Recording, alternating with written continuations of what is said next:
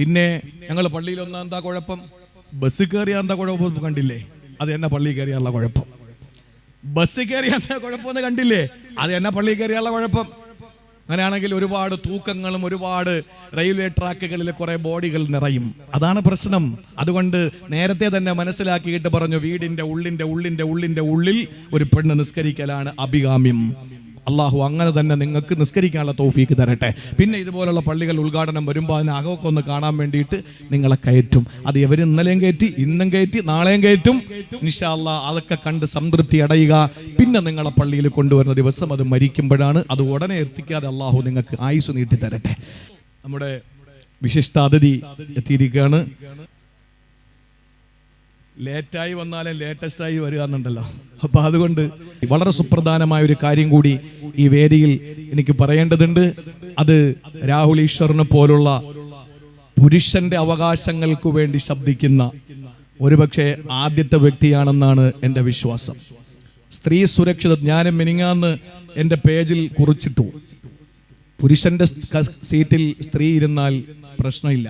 അപ്പൊ അതിൻ്റെ അടിയിൽ വന്ന് എന്തിനും കുത്തിക്കളച്ച് നോക്കുന്ന ചില ആളുകളുണ്ടല്ലോ. പുരുഷൻ എവിടാ ഉസ്താദേ സീറ്റ്? സാധാരണ ഞാൻ മറുപടി കൊടുക്കാറില്ല. അത് പഠിക്കാനാണെന്നുള്ളത് കൊണ്ട് ഞാൻ മറുപടി കൊടുത്തു. പുരുഷൻ ഇരിക്കുന്നത് എവിടാണോ അത് തന്നെ അവന്റെ സീറ്റ്. അതിനടുത്തൊരു സ്ത്രീ വന്നിരുന്നാൽ പ്രശ്നമല്ല അല്ലേ? വനിതാ കമ്മീഷൻ ഉണ്ട്. അതുപോലെ തന്നെ സ്ത്രീ വിമോചന പോരാളികളുണ്ട്. എൻ്റെ ഓർമ്മ ശരിയാണെങ്കിൽ ദീപകിന്റെ പ്രിയപ്പെട്ട അമ്മയ്ക്ക് 1 ലക്ഷം രൂപ കൈമാറിയിട്ടാണ് വന്നിട്ടുള്ളത്. അങ്ങേ അറ്റത്ത് 3 ലക്ഷം, 2 ലക്ഷം കൂടിയല്ലേ? അതാണ്. ഒരമ്മയ്ക്ക് എത്ര കിട്ടിയാലും മതി വരില്ല. തന്റെ മകനോളമാകില്ല. ആ മകൻ കോവിഡ് വന്ന് മരിച്ചിരുന്നുവെങ്കിൽ ആ അമ്മയ്ക്ക് ഇത്ര നീറ്റൽ വരൂല. ആ മകൻ പോകുന്ന പോക്കിൽ ആക്സിഡന്റ് സംഭവിച്ചു മരിച്ചിരുന്നെങ്കിൽ, അല്ലെങ്കിൽ ആരെങ്കിലും വളഞ്ഞിട്ട് ആ മകനെ അടിച്ച് കൊന്നിരുന്നെങ്കിൽ, ഉത്തരേന്ത്യയിലൊക്കെ നമ്മൾ കാണുന്നില്ലേ, വിവിധ സ്റ്റേറ്റുകളിൽ നമ്മൾ കാണുന്നില്ലേ പശുവിന്റെ പേരിൽ തല്ലിക്കൊല, അതുപോലെ കൊന്നിരുന്നെങ്കിലും ഇത്രയും സങ്കടം ആ അമ്മയ്ക്ക് ഉണ്ടാവൂല. ഒരു പെണ്ണ്, അതും അപമാനം, മനുഷ്യന്റെ ജീവൻ അവശേഷിക്കുന്നിടത്തോളം അപമാനഭാരം പേറിക്കഴിയാൻ ആ പാവപ്പെട്ടവന് കഴിയാതെ വന്നപ്പോ, അരുത്, നമുക്കെല്ലാത്തിനും വഴിയുണ്ടെന്ന് തന്റെ സതീർത്തിർ പറഞ്ഞു കൊടുക്കുമ്പോഴും ഇല്ല, എനിക്കിനി ജീവിക്കണ്ട എന്ന് പറഞ്ഞ് ഒരു കഷ്ണം കയറിൽ തന്റെ ജീവിതം എന്നേക്കുമായി അവസാനിക്കുമ്പോ പുരുഷന്റെ പുരുഷന്റെ സുരക്ഷിതത്വത്തിന് വേണ്ടി സംസാരിക്കുന്നത് ശരിയാണ്. ഞാൻ പലപ്പോഴും പറഞ്ഞു, ഈ അടുത്ത സമയത്തൊരു കുടുംബ പ്രശ്നം ഉണ്ടായി. ഭാര്യയും ഭർത്താവും തമ്മിൽ പള്ളി കമ്മിറ്റി ഓഫീസിൽ, നമ്മുടെ പള്ളിയുടെ കാര്യമാണല്ലോ പറഞ്ഞു വരുന്നത്, അവിടെ അതിനെ പരിഹാരം കാണുകയാണ്. പുരുഷന് സ്ത്രീക്ക് പറയാനുള്ളതൊക്കെ പറഞ്ഞു. ഇതിനെ ഉടക്കി പിരിച്ചു വിടാൻ എളുപ്പമാണ്, ഒരുമിച്ച് കൊണ്ടുപോകാൻ വലിയ ബുദ്ധിമുട്ടാണല്ലോ. അപ്പൊ എന്താ ഇതിന് പരിഹാരം? അങ്ങനെ പലരും 2 കമ്മിറ്റിക്കാരും ഒക്കെ പറഞ്ഞ് ഇതിനെ ഒരുമിച്ച് കൊണ്ടുപോകണമെന്നുള്ള തത്വത്തിൽ എത്തിയപ്പോ പെണ്ണിനോട് ചോദിച്ചു, നിനക്കെന്താ പറയാനുള്ളത്? പെണ്ണിന് പറയാനുള്ളതൊക്കെ പെണ്ണ് പറഞ്ഞു. അപ്പൊ അവസാനം പുരുഷനോട് ചോദിച്ചു, നിനക്കെന്തെങ്കിലും, ഭർത്താവിനോട് ചോദിച്ചു, നിനക്കെന്തെങ്കിലും പറയാനുണ്ടോ?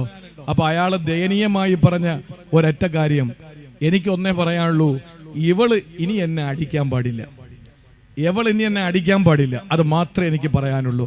ആ നിലയില് പ്രിയപ്പെട്ടവരെ, പല വീടുകളിലും പുരുഷന്മാര് പീഡനങ്ങൾ അനുഭവിക്കുന്നുണ്ട്. അതൊക്കെ എടുത്ത് പൊതുവായ ഒരു മേഖലയിൽ കൊണ്ടുവന്ന് പുരുഷന്റെ അവകാശങ്ങൾക്ക് വേണ്ടി സംസാരിക്കാൻ ഒരാളുണ്ടാവുക എന്നുള്ളത് വലിയ കാര്യം തന്നെയാണ്.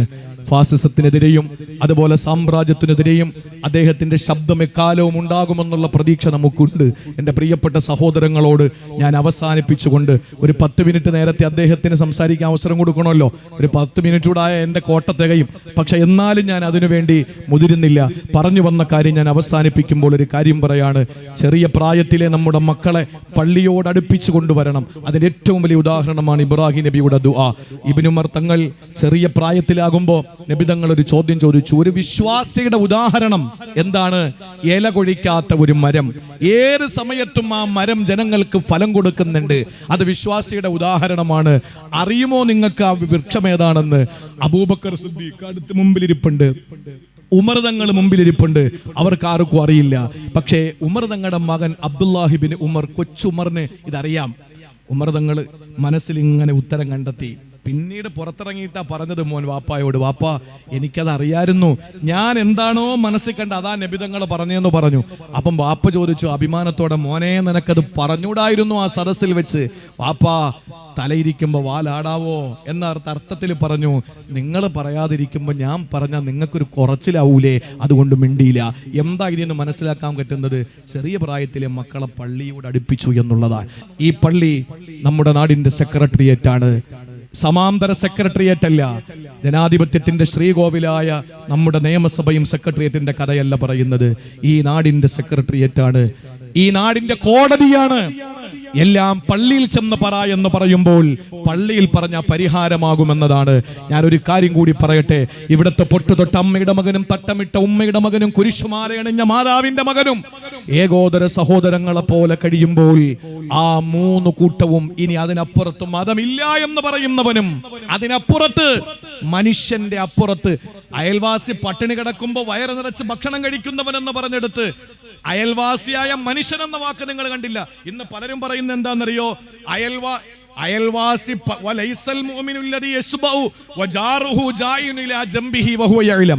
അയൽവാസി പ്രിയപ്പെട്ട സ്നേഹിതൻ രാഹുൽ ഈശ്വർ ശ്രദ്ധിക്കുമ്പോൾ എനിക്ക് ഈ കാര്യം പറയുന്നതിൽ അഭിമാനമുണ്ട്. അയൽവാസി പട്ടിണി കിടക്കുമ്പോ വയറ് നിറച്ച് മൃഷ്ടാന്ന ഭോജനം നടത്തുന്നവൻ എന്റെ സമുദായത്തിൽപ്പെട്ടവനല്ല.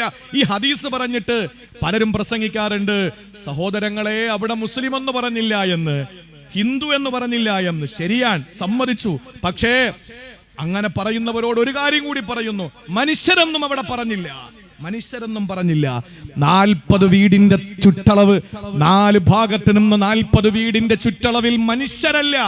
ഒരു കാക്ക വെള്ളം കിട്ടാതെ കിടന്നാൽ, ഒരു നായ വെള്ളം കിട്ടാതെ കിടന്നാൽ, നിന്റെ 40 വീടിന്റെ ചുറ്റളവിലാണോ ആ നായയുടെ കൂടുള്ളത്? ആ നായ താമസിക്കുന്ന ആ ഒരു ചെറിയ പ്രദേശം ഈ 40 വീടിന്റെ ചുറ്റളവിലാണോ? ആ നായയ്ക്ക് പട്ടിണി കിടക്കേണ്ടതിന്റെ പേരിൽ നീ റബ്ബിന്റെ മുമ്പ് സമാധാനം പറയണമെന്ന് പഠിപ്പിച്ച മതമാണ് അള്ളാഹുവിന്റെ പരിശുദ്ധ ഇസ്ലാം. അതുകൊണ്ട് മാനവിക സന്ദേശമാണ് എപ്പോഴും ഉള്ളത്. അള്ളാഹുവിനെയാണല്ലോ നമ്മൾ ആരാധിക്കുന്നത്, സർവശക്തനായ ഏകനായ അള്ളാഹ്.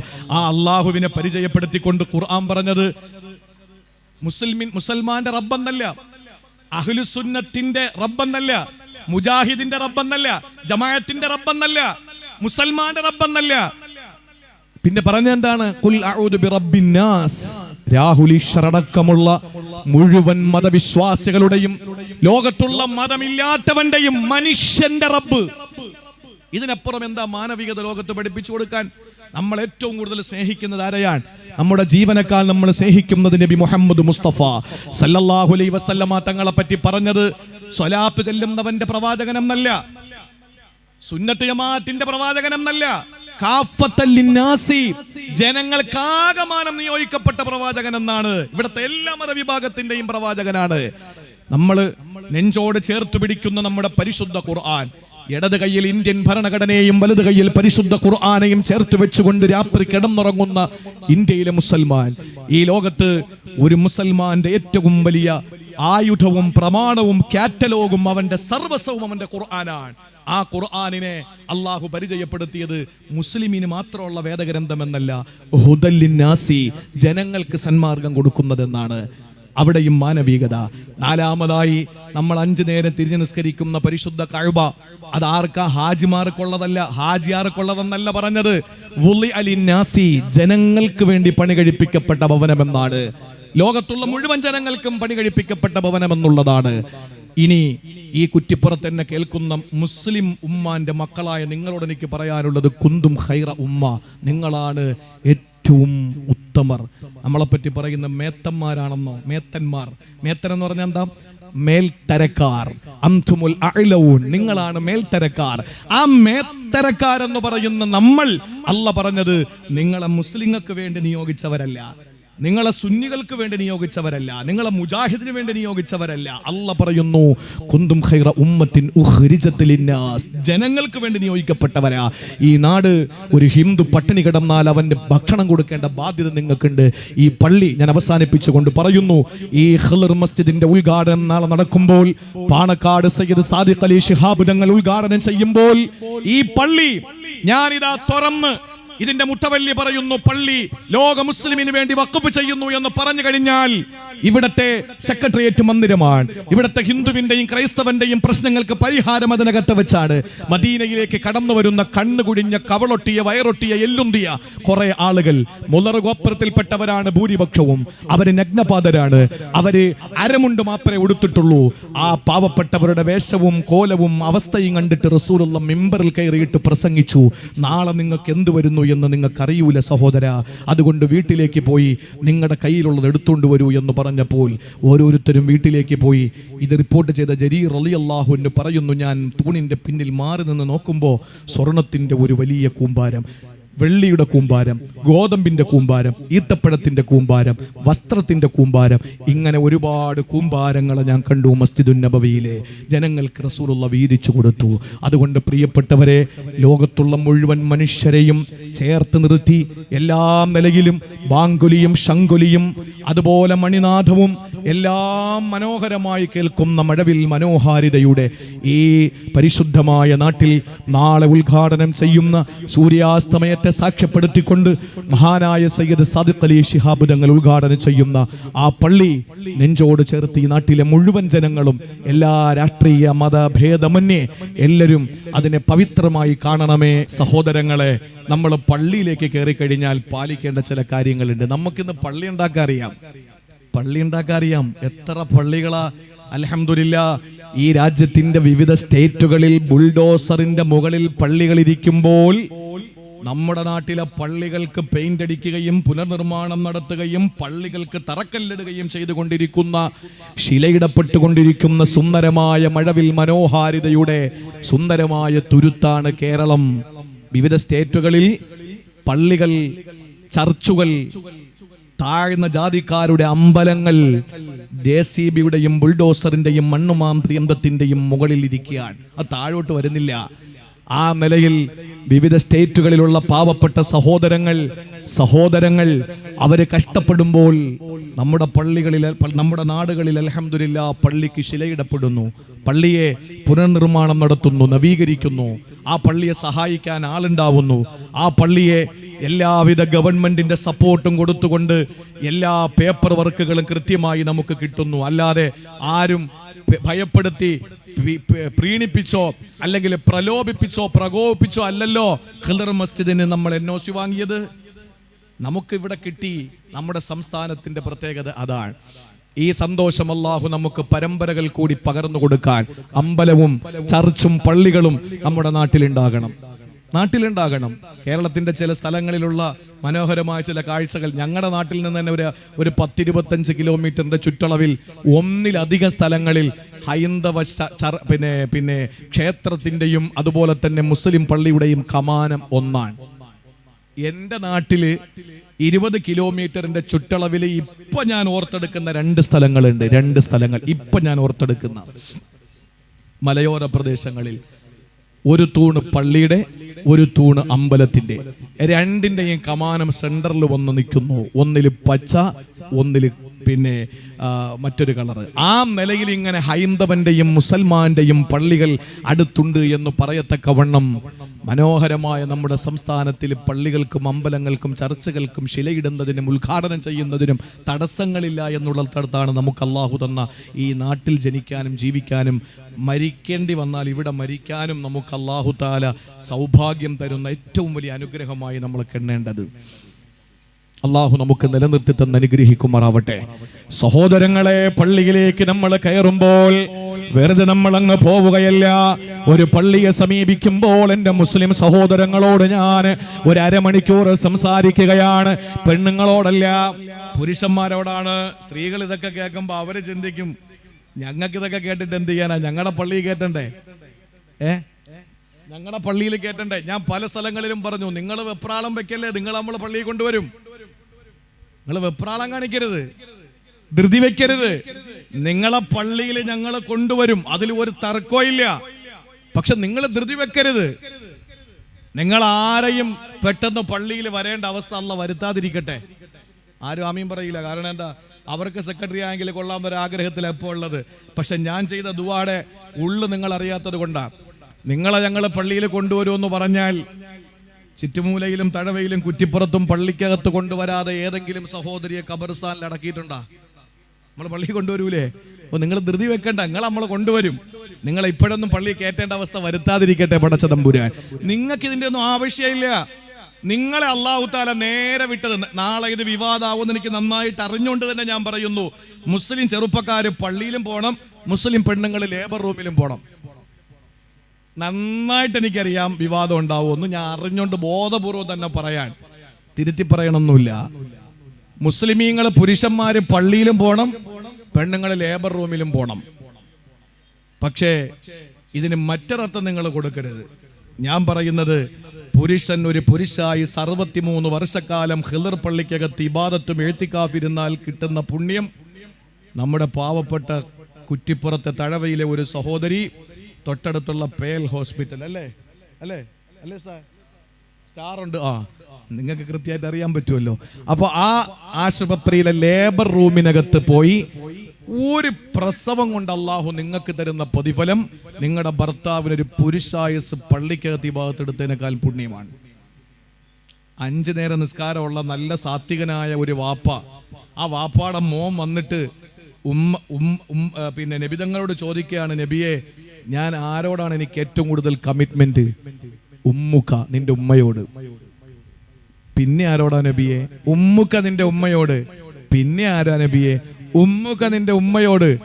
3 വട്ടം നിന്റെ ഉമ്മ എന്ന് പറഞ്ഞിട്ട് സാത്വികനായ വാപ്പയുടെ സ്ഥാനം പറഞ്ഞത് പിന്നെ നിന്റെ വാപ്പയോട്. എത്രാമത്? 4ാമത്. കാരണം വാപ്പയ്ക്ക് പറ്റാത്ത 3 കാര്യങ്ങൾ ഉമ്മക്ക് മാത്രം ചെയ്യാൻ പറ്റുന്ന കാര്യമാണ്.